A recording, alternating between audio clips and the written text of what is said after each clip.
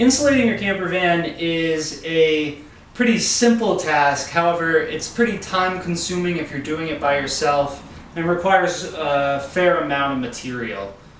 To do it well, and it is important to do it well, because if you don't do it well, when it gets cold, you will notice. And it's very important that if you are living the van life to stay warm, not having a stable home, if you get sick, it can certainly put a damper on your adventure and travel. So having good insulation in your van is very important. So what you'll want to do is get Reflectix, probably either 2 of the really big rolls, or a big roll, a medium roll, and a small roll. If you have a Chevrolet Express like I have, that is pretty much exactly what I needed.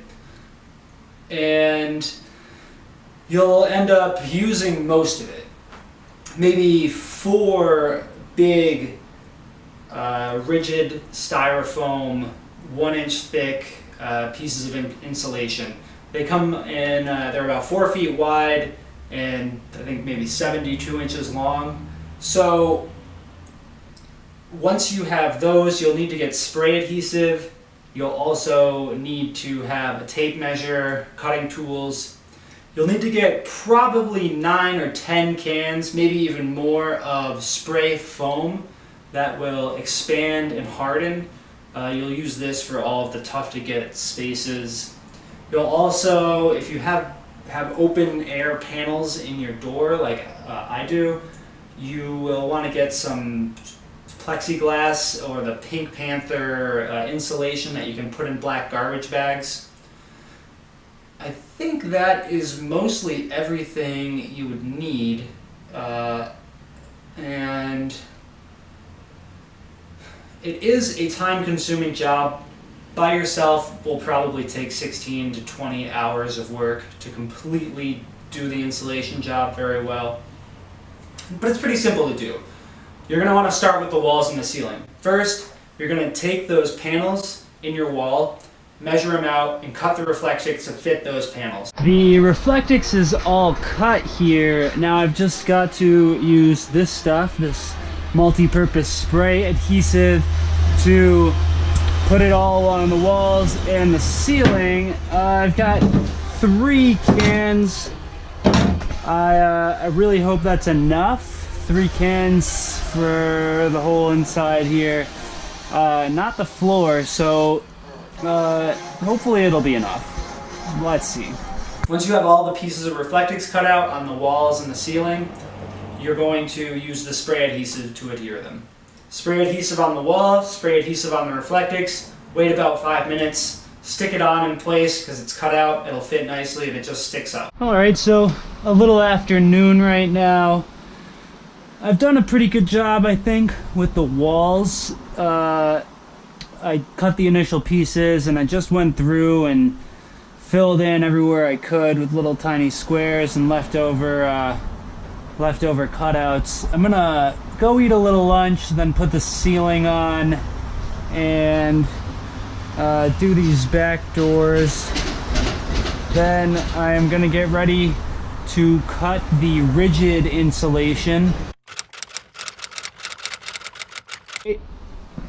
The Reflectix is entirely done. I'm gonna now cut out the rigid foam panels for the walls and the ceiling.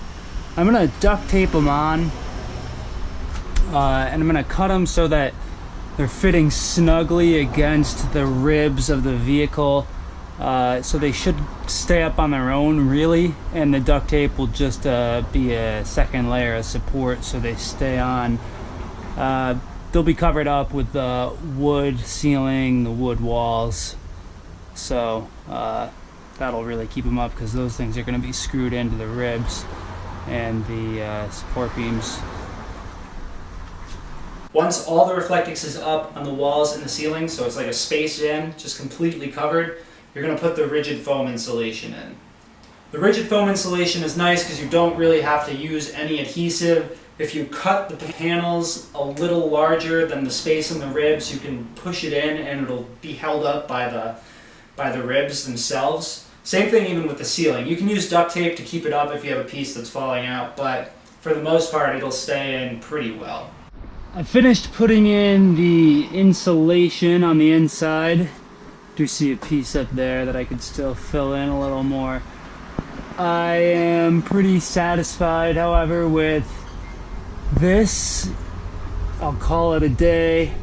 Get started tomorrow. Once you've got the walls and ceiling done with the Reflectix and the rigid foam paneling, you'll then want to move on to your doors.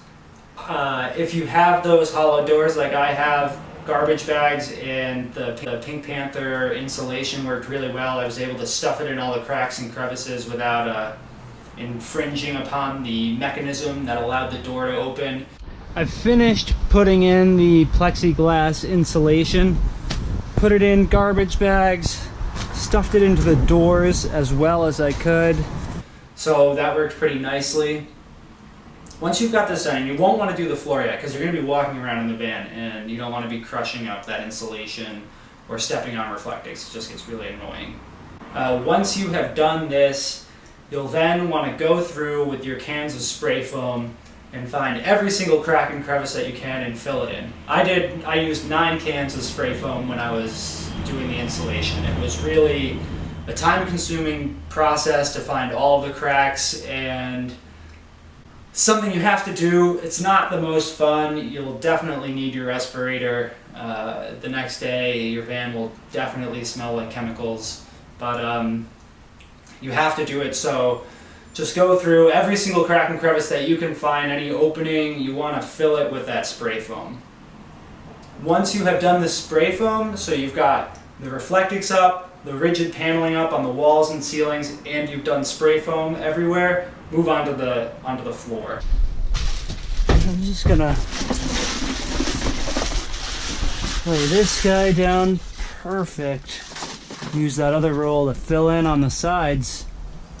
And then I'm going to fit the rigid insulation on top in the same manner, just putting a flat board down and then using the remaining pieces I have to fill in along the sides.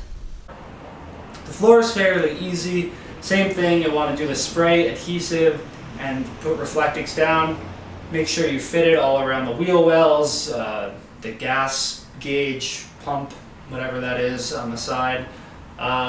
Pretty easy. Same thing you'll do with the rigid foam insulation. Just put it down, make sure you're covering the whole space on the floor, and that pretty much takes care of the insulation. Once you've done that, it should just look like you've got rigid styrofoam insulation, ground, walls, ceiling.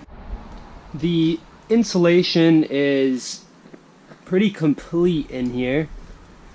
I've got spray foam in all the crevices, put the rigid foam on the ground. It's a little bit missing.